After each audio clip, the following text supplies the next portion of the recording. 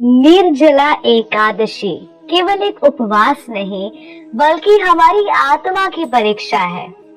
ये एक दिन है जब मनुष्य स्वयं को जल तक से वंचित कर केवल प्रभु श्री हरि की शरण में चला जाता है।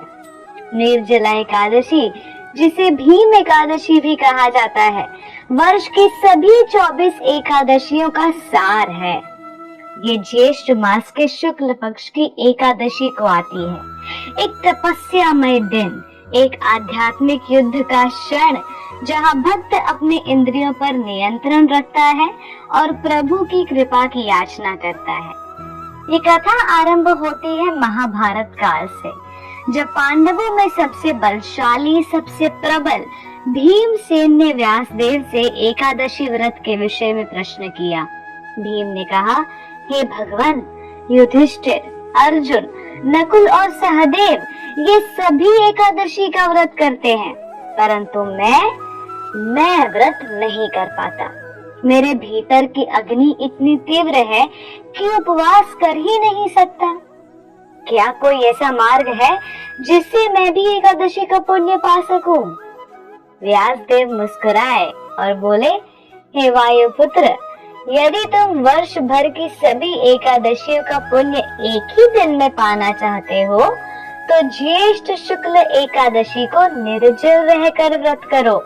ना अन्न, ना जल, ना फल, केवल और केवल भगवान विष्णु का ध्यान।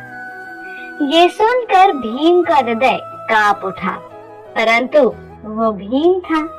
उसने प्रण लिया, यदि ये एक दिन का व्रत ही मुझे समस्त एकादशी व्रतों का पुण्य दे सकता है, तो मैं ये कष्ट सहूंगा, मैं ये तप करूंगा, मैं ये युद्ध जीतूंगा।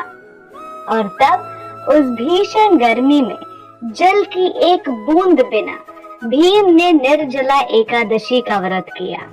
उसका शरीर कांप उठा, होठ सूख गए, परंतु हृदय, वो तो श्री हरि की भक्ति से परिपूर्ण था। अंत में जब द्वादशी की तिथि पर उन्होंने जल ग्रहण किया, तब आकाश से फूलों की वर्षा हुई। देवताओं ने घोषणा की, भीम, तुम विजयी हुए, तुमने समस्त एकादशियों का फल प्राप्त किया। इस व्रत का रहस्य केवल शारीरिक कष्ट नहीं, ये एक तप है हमारी आत्मा की शुद्धि का।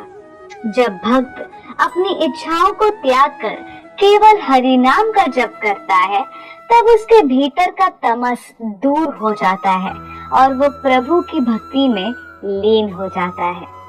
तो आइए इस निर्जला एकादशी पर हम सब मिलकर एक संकल्प लें। केवल जल नहीं, अहंकार का भी त्याग करेंगे। केवल भोजन नहीं, बुरे कर्मों का भी उपवास करेंगे। भगवान श्री हरि का स्मरण करेंगे और उनके चरणों में अपना जीवन अर्पित करने का प्रयास करेंगे। आप सभी को निर्जला एकादशी की हार्दिक शुभकामनाएं। धन्यवाद।